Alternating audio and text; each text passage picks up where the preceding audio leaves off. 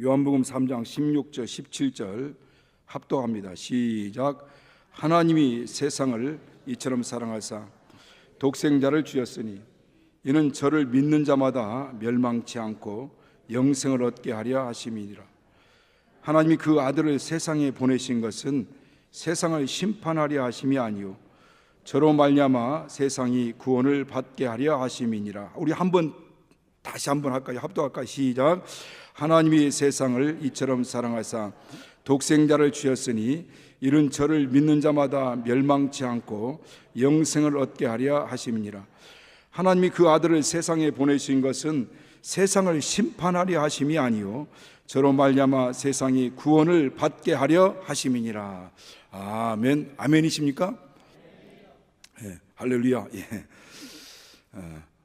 자, 우리 한번 가슴에 손을 대시고 제가 할 때만이라도 하겠습니다. 나는 보배롭고 존귀한 사랑받는 하나님의 자녀다. 자, 두 번 한번 하겠습니다. 시작. 나는 보배롭고 존귀한 사랑받는 하나님의 자녀다. 나는 보배롭고 존귀한 사랑받는 하나님의 자녀다. 자, 이 우리 믿음의 고백이 우리 심령 밑바닥에 정말 이렇게 심겨졌으면 좋겠습니다. 그래서 힘들고 어려울 때마다 본능적으로 내 안에서 낙심하고 싶고 좌절하고 싶고 시험에 빠질 만한 그런 요소들이 일어날 때 나는 보배롭고 존귀한 사랑받는 하나님의 자녀라는 음성이 우리 심령으로부터 이렇게 흘러나왔으면 좋겠어요.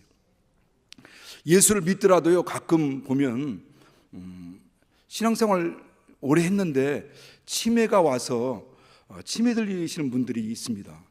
그런 분들에게 신방을 하게 되면은 그분들이 뭐 가족에 대한 기억력도 없고요. 그렇다고 해서 어떤 이 기억력이 상실되니까 뭐 어떤 지적인 것들이 다 이제 망각됐습니다. 그때마다 이제 질문하죠. 혹시 예수가 누군지 아십니까? 라고 물으면 제가 신방한 그 우리 집사님들 가운데서 예수는 나의 구세주십니다. 이렇게 고백하시는 분들이 있어요. 지적으로는 의식적으로는 이 어떤 이 기억력으로는 이렇게 다 망각되어 있는데 내 영혼에 심겨져 있는 예수가 망각된 지식적인 어떤 것을 다 극복하고 막 우리 안에서 심령 안에서 막 이렇게 흘러나오는 겁니다. 그러니까 힘들고 어려울 때라 할지라도 내 영혼에 심겨져 있는 하나님의 말씀, 그 말씀들이 어느 순간에 탁탁 튀어나와 가지고 우리의 길에 빛이 되는 거죠. 주의 말씀은 내 길의 빛이요 라고 말씀하는 것처럼 내 삶을 인도하는 빛이 되고 길이 되고 나를 이끌어가는 목자의 음성이 되는 거죠. 오늘 우리가 특별히 이제 우리나라가 여러분 전 세계 OECD 국가 중에서 자살률 1위라는 걸 여러분 아시죠? 들어보셨나요? 그런데 제가 오늘 그것을 우연히 생각이 나서 좀 보게 되는데 OECD 국가의 자살률 평균보다 우리가 배가 높다고 합니다. 우리나라가 하루 평균 2024년도 평균으로 해가지고 약 39.5명이 하루에 자살을 한다고 합니다. 그런데 그 자살한 인구의 연령대별로 이렇게 보니까 어느 연령대가 가장 많이 자살할 것 같아요? 제가 이전에 듣기로는 10대 아이들이 자살을 많이 한다라는 얘기를 들었거든요. 근데 2024년도 통계를 보니까 60대 이상 자살률이 상당히 많습니다. 특별히 80대 이상의 자살률이 59.4%입니다. 70대 이상의 자살률이 39%예요. 10대의 자살률은 7.9%입니다. 우리는 10대가 많이 자살한다고 생각했는데 아닙니다. 현재 여러분 이곳에 계시는 여러분 때의 연령대의 사람들이 자살률이 가장 많습니다. 그러니까 이 인생 살아 이제 더 이상 나는 쓸모없는 인생이야, 가치 없는 인생이야, 살 가치가 없어 라고 자기 스스로가 자기 존재 가치를 완전히 쓰레기 같은 가치로 그렇게 밑으로 내리깔고, 그리고 스스로가 자기 자신을 살해합니다. 자기 자신을 죽이는 거죠. 그런데 오늘 우리는 비록 육체는요 쇠하져 갈 수밖에 없다고 성경 말씀하고 있어요. 내 육체는 쇠하져 갈지라도 우리 영은 날로 새롭도다.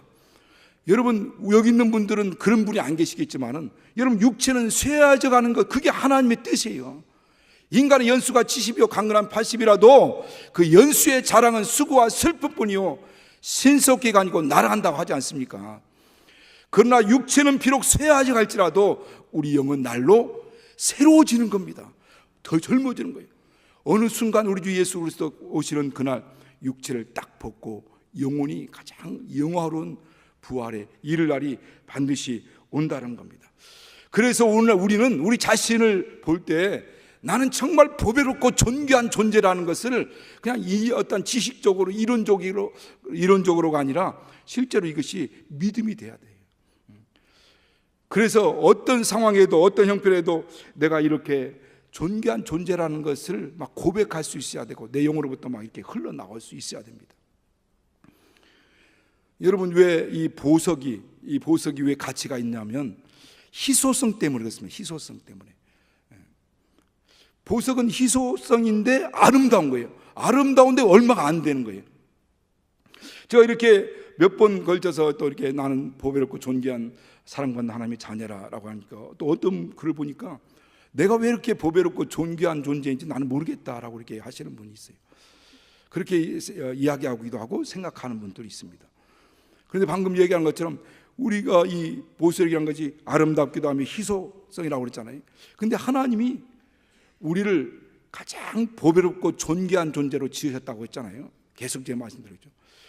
내가 생각하는 나 말고요, 내가 다른 사람이 말하는 생각하는 나 말고 나를 지으신 하나님이 생각하는 나는 어떤 존재인가, 이게 중요하다고 했잖아요. 하나님이 나를 보배롭고 존귀한 존재로 세우셨어요. 그렇게 지으셨어요. 천하보다 더 귀하고 가치 있는 존재로 지었습니다. 하나님의 형상의 모양으로 지으셨어요. 모든 동물들, 짐승들은 각각 자기 형상이 있다고 하잖아요. 개는 개 형상, 돼지는 돼지 형상, 또는 소는 소의 형상이 있습니다. 그러나 사람은 하나님의 형상의 모양대로 지으셨어요. 그리고 그 형상의 모양대로 지은 우리가 창세 이후로 단 하나뿐이라고 했잖아요. 창세 이후로 오늘 이 시점으로 이전에도 많은 사람이 있었고 이후도 많은 사람이 있었겠지만, 이 땅에 지금 존재하는 80억의 사람이 있지만은, 그러나 나는 단 하나뿐인 유일무이한 보배롭고 존귀한 존재다는 거예요. 여러분 우리가 많은 설교가 아니더라도 내가 정말 어떤 존재인지, 내가 어떤 가치를 가지고 있는지에 대해서 우리가 분명히 믿고 그렇게 살아간다고 한다면 일평생 승리할 수 있습니다. 그런데 그런 존재가 죄로 인해 마귀의 유혹에 빠져가지고 죄로 팔려버린 거죠. 그리고 죄의 종이 되었고 마귀의 종이 되었고 사망의 종이 되었습니다. 그 사망 아래서 일평생 죽기를 무사함으로 종노를 하고 있었어요. 그런 자들을 하나님께서 대가를 지불하고 우리를 사셨습니다. 그런데 하나님께서 지불한 그 가치가 뭐냐면 하나님의 아들, 이 생명, 곧 피를 값으로 지불한 거죠. 피를 값으로 지불하고 우리를 죄에서 사신 겁니다. 그래서 요한계시록 5장 9절에는 그렇게 말씀합니다. 사람들을 피로 사셔서 하나님 아버지께 드리시고 라고 이렇게 말씀합니다. 예수 그리스도 자신의 이 땅의 생명, 이 생명인데, 이 생명 피에 있는데 그 피를 값으로 지불하고 우리를 죄에서 사시고, 그리고 하나님 아버지께 드리셨어요. 하나님 아버지는 우리를 하나님의 자녀 삼으시고 보배롭고 존귀한 존재로 인정하시고 이 땅에 사는 날 동안 왕 같은 제사장으로서 이 땅에서 왕의 권세를 누리게 하셨다라고 방금 말씀드린 요한계시 5장 9절 10절 이렇게 말씀합니다. 그래서 이 땅에서는 이제 하나님의 권세, 왕권을 가지고 살아갈 수 있는 그 권세를 가지고 살도록 하나님이 말씀하셨어요. 고린도전서 1장 30절 31절에 보면 그런 말씀이 있어요. 우리는 하나님께로부터 나서 예수 그리스도 안에 있고, 그리스도 예수 안에 있고, 예수는 하나님께로부터 나서 우리에게 지혜와 의로움과 거룩함과 구속함, 구원이 되셨다라고 이렇게 말씀하시죠. 그러므로 자랑하는 자는 이제는 예수 안에서 자랑하라 이렇게 말씀합니다. 우리의 자랑은 이 세상 것 자랑하는 것이 아니에요. 내가 예수 안에서 얼마나 보배롭고 존귀한 존재가 됐는지, 얼마나 하나님의 사랑받는 존재가 됐는지, 얼마나 내가 복을 받은 자가 되었는지를 자랑하는 거죠. 하나님 주신 그 사랑을 자랑하는. 그러면 이제 예수 그리스도 안에서 이제 이 흑암의 권세 아래 있던 자들을 하나님의 사랑의 나라, 아들의 나라로 옮기시고 그 안에서 하나님의 그 부유를, 그 복을 누리게 하시는 겁니다. 이제 우리는 그 안에서 우리가 살아가는 거죠. 우리는 같이 보배롭고 존귀한 존재라는 겁니다. 이 출애굽기 28장에 보면은 그런 말씀이 나옵니다. 대제사장이 입는 옷에 대해서 이제 나오는데, 그 옷에는 뭐 속옷도 있고 또 고이라는 바지가 있고요, 속옷이 있고, 그 다음에 겉옷이 있습니다. 청색으로 만든 겉옷이 있고, 그 위에는 에봇을 입거든요. 대제사장이 에봇을 입는데, 그 에봇 위에 걸치는 것이 있는데, 그게 뭐냐면 앞에 가슴에 걸치는 것이 있는데, 그게 판결 흉패입니다. 판결 흉패. 판결 흉패는 금실과 청색, 자색, 홍색실과 가늘게 꼰 배실로 짜가지고 이제 판결 흉패를 만들게 되고, 그런데 판결 흉패에는 이 12보석으로 가지고 그 12보석을 각각 다른 형태의 보석, 색깔이 다르고 종류가 다른 그 보석을 답니다. 근데 그 보석 하나에 이스라엘 야곱의 아들들, 한 아들들을 이름을 거기다 새기는 거예요. 그래서 거기 뭐라고 말씀하냐면, 인을 새기는 자가 인을 새기는 그 법도로 새기라 이렇게 말씀해요. 인을 새기듯이 이름을 새기라. 그 보석 위에다가 이름을 새기는 거예요. 12지파. 그래서 세 개, 그 다음 세 개, 4개, 12가지 보석이 있는데, 홍보석, 황옥, 녹보석, 뭐 석류석, 백옥, 막 이런 12가지 보석이 다 다릅니다. 거기다가 한 보석에 한 지파 야곱의 아들의 이름을 새기고, 그리고 금태를 둘러서 이 판결 흉패에 붙입니다. 가슴에 붙이고, 그리고 그 가슴에 붙인 이 판결 흉패를 가슴에 품고 대제사장이 바로 1년차씩 지성소에 들어가죠. 거기서 피 뿌린 일을 행합니다. 이 이스라엘 12지파의 12지파 가슴에 품고 들어가서 모든 죄를 사하는 일을 하는 겁니다. 오늘날 바로 그 보석에 새긴 이름들은 여러분 각각의 이름입니다. 우리 성도의 이름이요, 그리스도인들의 이름입니다. 오늘날 대제사장 되신 예수께서 우리를 가슴에 품고, 이 가슴이라는 것은 사랑을 얘기하는 거예요. 사랑으로 품고, 가슴에 품고 바로 하늘 지성소에 자신의 피를 가지고 들어가셔서 우리 모든 죄를 다 사하신 겁니다. 그리고 우리 모든 죄를 말끔하게 도말하셨다라고 성경 말씀, 깨끗하게 도말하시고 치료하신 겁니다. 그리고 항상 우리를 가슴에 품고 이제 항상 하나님께로 우리를 인도하시는 분, 그분이 바로 우리 목자 되신 예수 그리스도인 겁니다. 우리가 뭔가 잘해서가 아니에요. 우리가 잘나서가 아닙니다. 뭔가 하나님 앞에 인정받을 만한 구석이 있어서가 아니에요. 이것은 전적인 하나님의 사랑이요 은혜입니다. 오늘 성경에서 그렇게 말씀하고 있지 않습니까?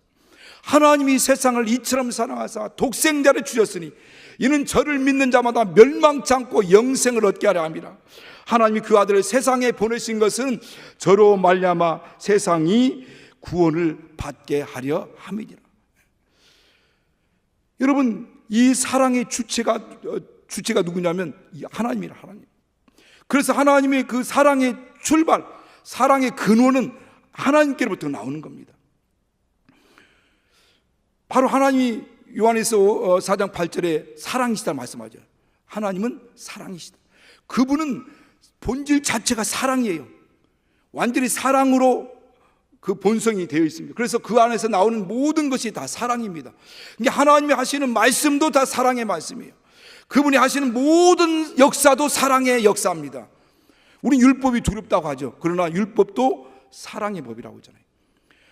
그래서 하나님을 사랑하라 라는 것과 이웃을 사랑하라, 이것이 율법 안에 다 들어있어요. 그래서 사랑한 자는 다 율법을 다 이루고 사랑은 율법의 완성이다라고 이렇게 말씀합니다. 율법은 사랑의 법이에요. 그래서 사랑하면 내가 법이 뭐 몇 가지가 되는지 613가지라고 말하지만 그거 몇 가지를 뭐 지키고 안 지키고 뭘 지켜야 되고 안 지켜야 되고 그런 거 따질 것 없이 사랑하는 자는 율법을 다 이루고 율법은 사랑은 율법의 완성이라는 거예요. 그러니까 하나님이 하시는 모든 일들은요 다 사랑을 통해서 역사하는 겁니다. 비록 우리를 징계하는 것도 다 사랑이라고 하잖아요. 사랑이 없으면 사생아의 참 아들이 아니라는 거예요. 사랑하는 아들마다 다 징계한다는 겁니다. 사랑하지 않으면요 관심도 없어요. 간섭하지도 않습니다. 하나님 왜 나를 이렇게 관심을 가지시고 간섭하시나요? 내게서 좀 간섭하지 말고 내게 관심 좀 갖지 말라고 하지만은 사랑하기 때문에 하는 거예요. 그래서 그분이 하시는 모든 일들이 사랑을 통해서 이루어집니다. 인생 살다 보면 여러분 많은 우여곡절을 겪게 되죠. 좋은 일도 만나게 되고 나쁜 일도 만나게 되고 때로는 실패도 있고 어떤 때는 성공도 있고 여러 가지 우여곡절, 많은 힘들고 어려운 일들이, 다양한 일들이 고난의 티가 나르듯이 나릅니다. 인생은 그렇습니다. 그런데 분명한 것은 하나님을 사랑하는 자, 하나님의 사랑받은 자, 하나님의 부르심을 받고 예수 안에 있는 자들에게는 모든 것이 합력하여 선을 이룬다는 거예요. 그 선이라는 것이 뭐냐면 하나님 보시 가장 최상의 상황을 얘기하는 겁니다. 지난번에 말씀드린 기억이 있는데 그 선이라는 것은 하나님 보시 가장 최상의 상황. 그러니까 다시 말씀드리면 하나님을 사랑한 자, 그의 부르심을 입은 자들에게는 모든 것, 좋은 일, 나쁜 것, 아니면 뭐 실패가 성공하고 여러 가지 정말 물질적인 환경, 여러 가지 육체적인 질병, 여러 가지 모든 것들을 합력하여서 하나님이 보시기에 가장 최상의 상황들로 인도해 간다는 거예요. 이끌어 간다는 겁니다. 그래서 우리는 하나님을 믿으셔야 됩니다. 이렇게 하나님 믿고 따라가다가는 이 하나님 시궁창에 빠지게 하지 않을까? 하나님 이렇게 믿고 따라가다는 하나님 망하게 만드는 거 아닌가? 라고 불신하면 안 되는 거예요. 이스라엘 백성들은 했죠. 그냥 전폭적으로 믿고 하나님을 따르는 거예요. 그분이 선하신 분이라는 걸 믿으셔야 됩니다. 나는 선한 목자예요. 내가 양들을 위해서 목숨을 버린다는 거예요. 오늘과 같이 양들을 위해서 목숨을 버린다는 겁니다. 그분은 왜? 그분은 선하신 분이기 때문에. 여러분, 이전에 우리가 매주일마다 줄기차게 외치며 고백했던 성경이 있습니다. 그게 어떤 말씀입니까? 시편 23편이잖아요. 여러분, 시편 23편 제가 오늘 설교 준비하려고 보니까 내가 이걸 다 외우고 있었단 말이야 라고. 너무 중요한 것이죠. 그런데 상당히 길어요. 그런데 내가 줄줄줄줄 막 여호와는 나의 목자신, 내가 부족함이 없어. 그가 나를 푸른 정에 누이시며 술 마른 물가로 인도하시는다. 한번 다 하려고 했는데 시간이 없어서 안 되겠어요. 여러분, 시편 23편, 정말 내가 사망의 음침한 골짜기로 다닐지라도 내가 해를 두려워하지 않을 것은 주께서 나와 함께합니다. 함께하십니다. 주의 지팡이와 막대기가 나를 안위하시나이다. 내가 원수의 목전에서 내게도 상을 베푸시고 내 잔이 넘치나이다. 나의 선하심과 인자하심이 정녕 나를 따르니 내가 여호와의 집에 영원히 거하리로다. 살아가는 모든 삶의 여정은 여러 가지 우겨쌈을 당하기도 하고 사망의 음침한 골짜기도 가기도 하지만 결국 이 모든 걸 합력하여서 선하심과 인자하심이 정녕 나를 따르니 내가 여호와의 집, 아버지 집에 영원히 가리로다. 결국 최종 목적지는 그곳에 가는 겁니다. 하나님께서 이와 같이 이 모든 역사들이 이 사랑으로부터 출발한다. 이걸 믿으셔야 됩니다. 이걸 믿으셔야 돼요. 그래야 시험에 들지 않습니다. 상황은 다 다릅니다. 여러분의 상황들이 다 달라요. 여러분 형편들이 다 다릅니다. 그러나 어떤 상황 앞에서도 하나님이 나를 사랑하신다는 것, 그리고 하나님의 모든 것이 사랑으로부터 출발하고 있다는 것, 하나님이 이 모든 역사의 출발점이 하나님이 역사하기 시작하는 거예요.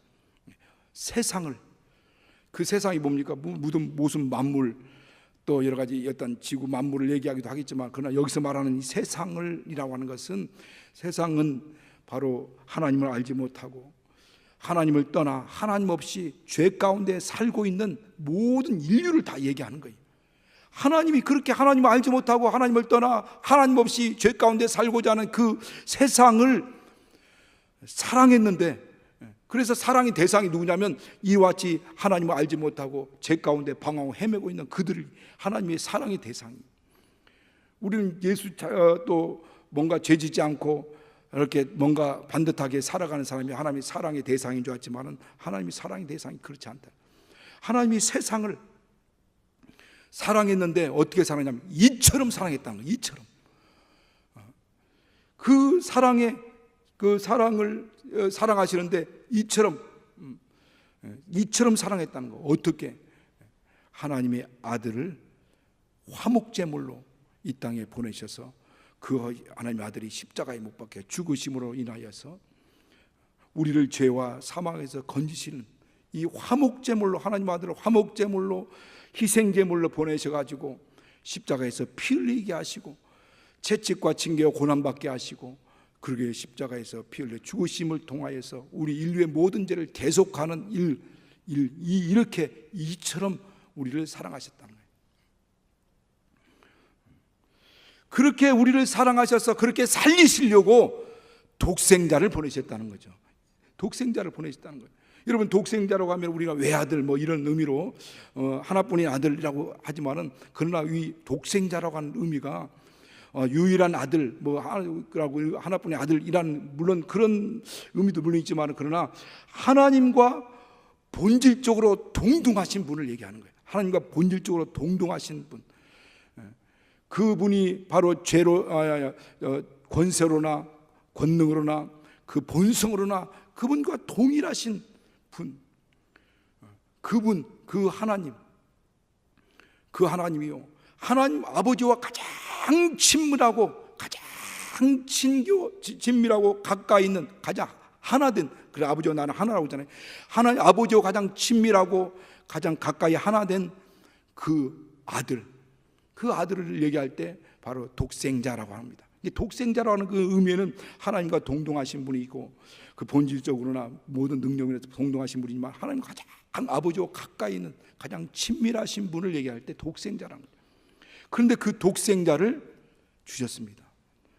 독생자를 우리에게 주셨어요. 그분이 우리 로마서 8장 32절에 보면 그렇게 말씀하죠. 그 독생자를 아끼지 아니하시고, 안 뜨네, 뜰 줄 알았는데, 자기 아들을 아끼지 아니하시고 우리 모든 사람을 위해 내주시니가 어찌 그 아들과 함께 모든 것을 우리에게 은사로 주시지 않겠느냐. 자기 아들을 아끼지 않았어요.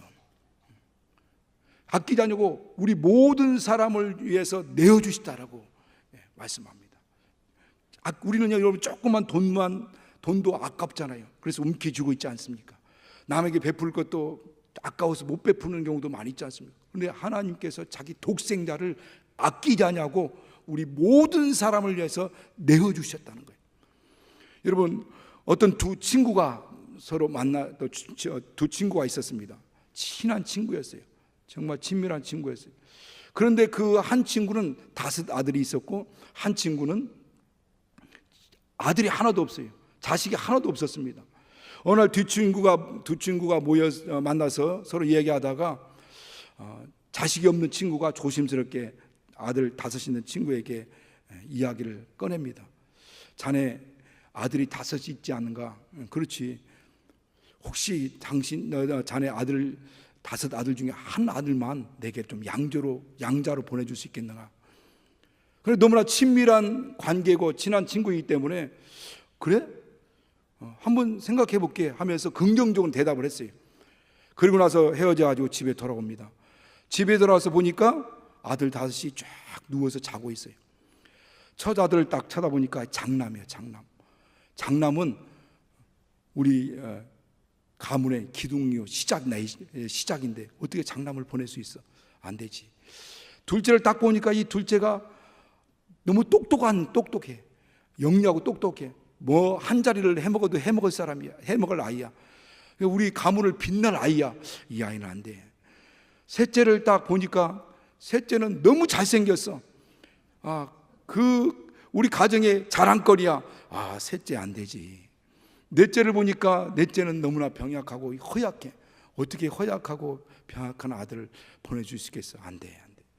막내를 쳐다보니까 막내가 너무너무 귀여운 거야. 그래, 어떻게 막내를 보내줄 수가 있겠어? 안 되지, 안 돼. 안 돼. 그래서 아무도 보내줄 마음이 안 생기는 거예요. 그런데 그 순간 마음이 탁 떨어진대. 내 자식, 이 5명의 자식도, 한 자식도 그 친한 친구의 양자로 보내주는 것도 보내줄 수 없다고 마음에 딱 먹고 있는데, 하나님이 당신의 아들 독생자를 아끼지 아니하고 우리를 위해서 보내주셨는데, 그가 십자가에서 피 흘려 죽을 줄 알고 그 십자가 피 흘려 죽는 그 죽음을 감당하도록 인자로서 보내신 겁니다. 사람으로 사람의 몸을 입고 이 땅에 나타나게 하세요. 하나님 아버지는 알아요.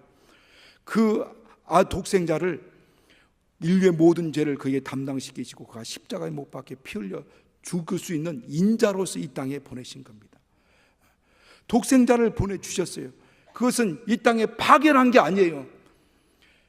하나님이 이 땅에 아들을 파견한 게 아니에요. 그것은 십자가를 짊어지고 우리의 모든 죄와 저주를 친히 담당하고 그 처절한 십자가의 죽음을 알면서도 우리를 아끼지 않았다는 거예요. 아까 8장 32절, 로마서 8장 32절 말씀. 아끼지 않았어요. 우리를 위해서. 지난번에 왜 애완견 얘기와 아들 얘기하니까 이런 막 웃었잖아요. 이 미친 사랑을 하나님이 우리에게 한 겁니다. 아끼지 않았어요. 그 아들을 우리를 위해서 희생하는 걸 아끼지 않았어요. 그래서 요한복음 3장 16절 17절 이 말씀은 그냥 단순한 말씀이 아니에요. 하나님의 희생의 선언이기도 하지만은 하나님의 심장과 같은 말씀입니다. 이 말씀은 하나님의 심장과 같은 말씀이에요. 자신의 심장을 찔러가지고 피를 쏟아내고 있는 그 말씀의 현장이 바로 오늘 여러분 저와 읽었던 이 말씀입니다. 하나님이 세상을 이처럼 사랑하사 독생자를 주셨으니 이는 저를 믿는 자마다 멸망치 않고 영생을 얻게 살게 하시려고, 우리를 살리시려고 하나님의 아들이 친히 독생자를, 그분과 동등한, 아버지와 동등한 그분, 가장 친밀한 그분을 희생제물로, 화목제물로 이 땅에 보내주셨고, 그분의 온몸이 찢기고 상하고 난도질 당하는 그것을 알면서도 그것을 위해서 보내신 거예요. 오늘 우리는 그로 인하여서 그 사랑을 받은 자들입니다. 그 사랑을 받은 사람들은 하나님의 성령으로 예수님 우리 심령 가운데 와 있어요. 저는 그 말씀을 보면서 그게 확실히 내가 하나님이 처소구나, 내 안에 예수님이 계시구나 하는 것이 막 확연하게 막 느껴지는 거예요. 성령으로 내 안에 예수님이 와 계십니다. 그리고 예수님을 나를 처소 삼고 와 계세요. 그런 자들에게 하나님 말씀하는 거예요. 이제는 하나님의 영광을 위해서 살라는 거죠. 하나님의 뜻을 이루는 삶을 살라는 겁니다.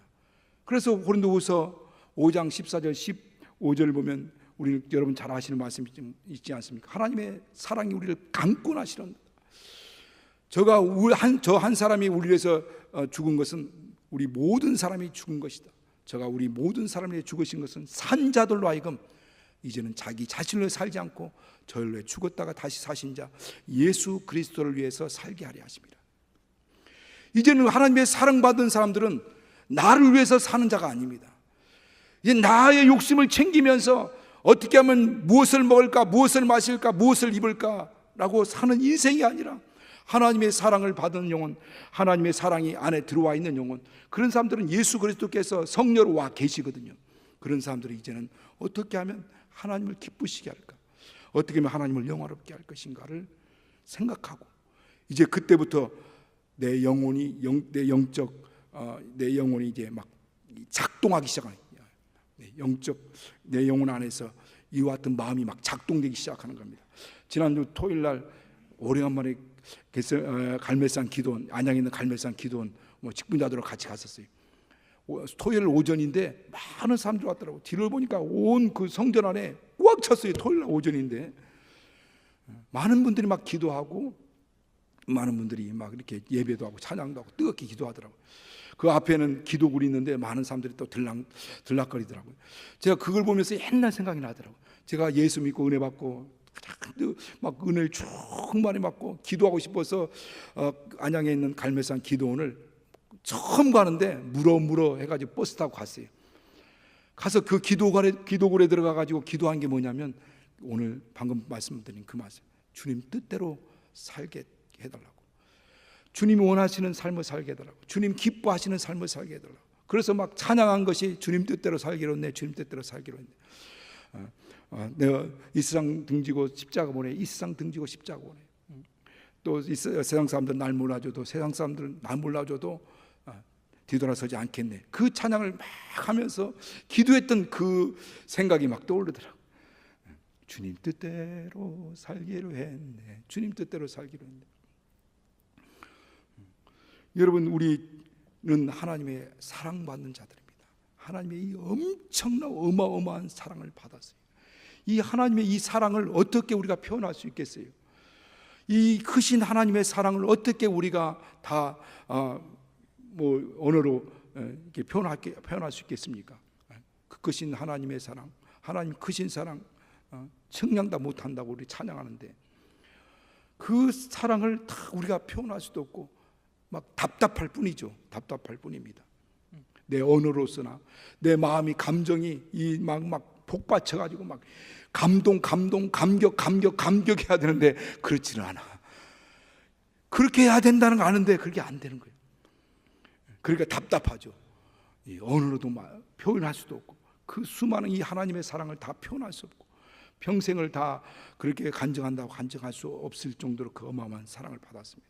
그리고 이제는 우리는 그 사랑 받은 자로서 이제는 나를 위한 삶이 아니라 하나님의 뜻을 이루는 삶이 되어야 한다는 걸 말씀드리고 있는 겁니다. 하나님이 원하시는 삶을 살아라는 거예요. 그리고 이 땅에서는 우리가 세상 사람들은 우리는 알아주지 못하죠. 우리는 이 고귀하고 정말 존귀한 존재이지만은 이 육체로 된 육체를 사람들은 보고 우리가 얼마나 정말 존귀하고 보배로운 존재인지를 그들은 몰라요.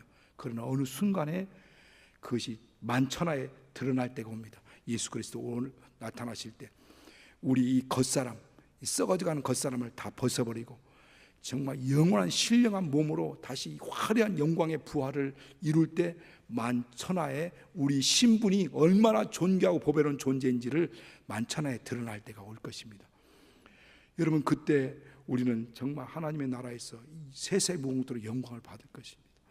이 땅에서는 핍박도 있고 우리의 존귀하고 보배로운 존재인지를 몰라봐요, 세상은. 그래서 때로는 핍박도 받고 욕도 얻어먹고 또 여러 가지 힘든 일도 있지만 어느 순간에 이 영화로운 부활이 있습니다. 그때가 다가오고 있습니다.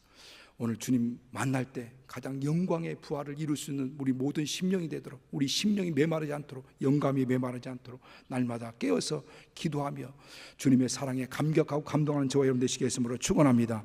우리 시간 같이 기도할 때 하나님의 성령이 우리 영혼을 감동하여 주시옵소서. 정말 우리 영감이 메마르면 하나님과 교통이 막히게 됩니다. 여러분, 영이신 하나님과 뭐 어떻게 만납니까? 내 영혼이 영으로 만나서 대화하는 거죠. 영감이 회복돼야 됩니다. 영적 감각이 문둥병 걸린 것처럼 무뎌지면 안 됩니다. 그럼 메말라 버리면은 하나님의 감각, 하나님의 사랑을 다 정말 메말라 버리는 거예요. 우리 시간 기도할 때 하나님의 성령 역사해달라고, 영감이 회복되고 하나님의 사랑에 날마다 감동하고 감격할 수 있는 심령 되도록 우리 같이 기도하겠습니다.